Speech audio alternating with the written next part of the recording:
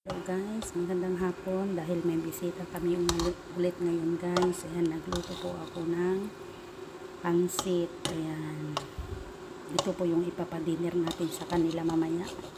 Tapos nagluto din ako ng munggo, kanin. Yun na lang po yung ipapadinner natin mamaya sa kanila guys. Dahil may mga kababayan din natin na bumisita dito sa bahay natin. Kaya ito guys, hope na magustuhan po nila ang aking linutong pansit bihon na may kasamang pansit canton.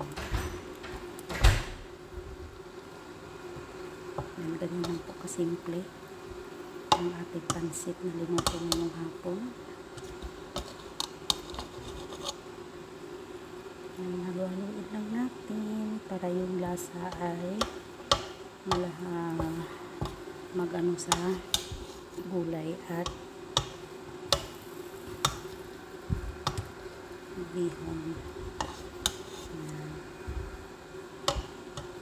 Yan, tara na guys. Sino pang hindi kumain dyan, kumuha na kayo ng iyong plato.